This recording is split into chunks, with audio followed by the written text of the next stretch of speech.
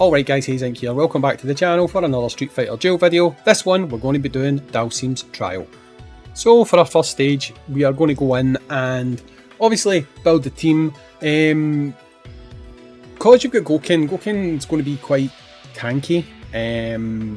I kind of had to build a team that I knew could do damage but also defend us, so that's why we've got Honda at the front, more or less just soaking up damage, and I had to essentially use Rose to dish out some damage as well, because I did this a couple of times without Rose and it was a stalemate. Like literally Goken just wouldn't die, so I needed someone else that could actually dish out some damage, and Rose seemed to do the job. So this is the team that will get you through it. Still a bit tanky, I want to say, still takes a little bit of time, but it does get the job done and you will get your rewards from that relatively quickly. So moving up to the next battle now. With this one, anytime I can see Viper, I tend to try and use her. Viper's really good for damage, you know, so if I've got a chance, I put Viper in there, because really with her hitting the back line and stuff like that, she can be really good. In this team, the whole kind of function I went for was kill that back line as quickly as possible and get through here, right? Because Dhalsim is really good, right? But Dhalsim builds up, you know? Dhalsim builds up, and after a couple of turns, he's really going to start ramping up for you, right? But in these stages, when you've not got your like ideal teams that allow you to do that, it's not always the best situation to have these units in. But this is why I've kind of started in these trials to not use the unit as much as possible.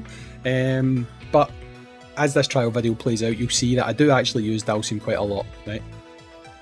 Here we go. Nice one, easy peasy, he says, as he's only left one-on-one with Guile. Going on to the third battle now.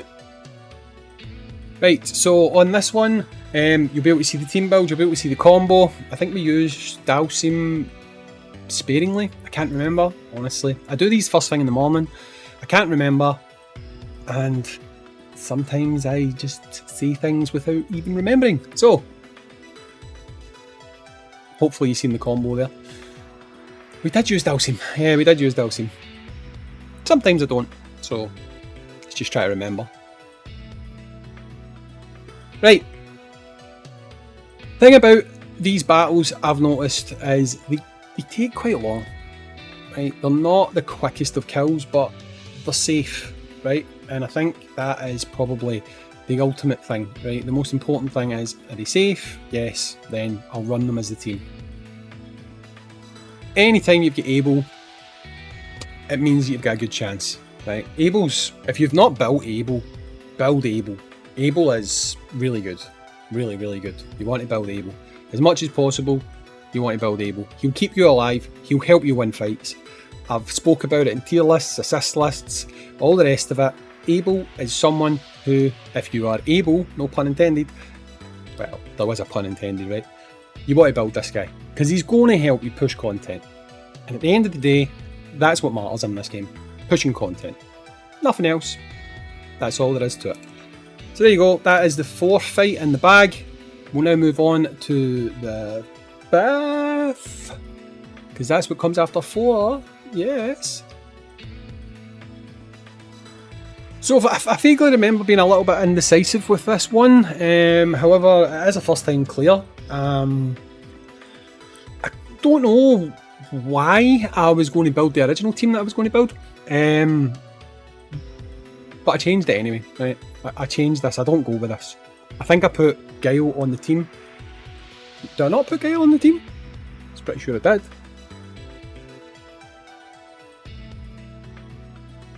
I do, right, I do. This was a case of not using Dhalsim as much as possible. Yeah, that's really all there is to it. I wanted to use Guile's big combo. He does a lot of damage, he will help you wipe your way through stages. I believe at this point in the game everyone knows what you're getting with Guile. Guile is just an absolute monster, he's a powerhouse, he will get you through, and ultimately that's exactly what happened there. So we've got one more battle to do here. This one had Sagat in it, so it was very simple. Very, very simple. You know, Sagat helps you push content. Again, much like Abel, if you can get a copy of Sagat, he's worth getting. I really want to get Dhalsim, right, but I'm very close to my Sagat being triple S, so I think for once I'm going to be sensible and I'm not going to just switch targets, because that's what I say that you guys should do. I don't really want to spend money on this game anymore, so not because of any reason other than I've done too much and I'd rather not be that guy anymore. So yeah, I'm going to try and be a little bit more free to play. So anyway, that is us up to the point of getting all of our rewards. Go up here and get this. Now, here is the thing. I don't know if from the trial you walk away with a fantastic impression of Dhalsim, right? But Dhalsim is good. He's very good. He can give you gauge. He's got like control effects and stuff like that. He is a very, very good unit. He may possibly have been the best legendary unit that they had in the other version, right? But they've changed them, they've made them master, obviously. Now I know for a lot of people that's probably good, but the weird thing is they say that the reason why a lot of these units change from being masters is because I don't think masters are legends, I don't think they're performing very well.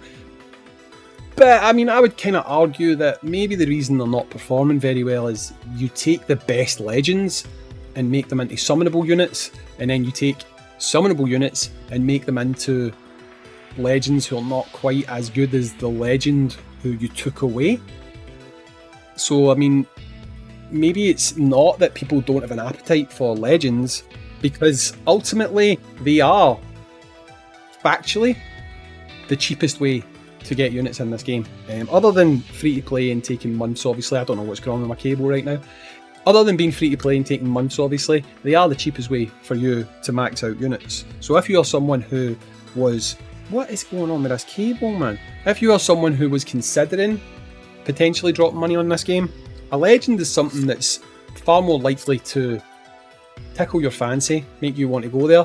But, like I say, they're changing most of them, making them summonable, and then giving us summonable units that maybe aren't quite as good as the legend they took out the pool.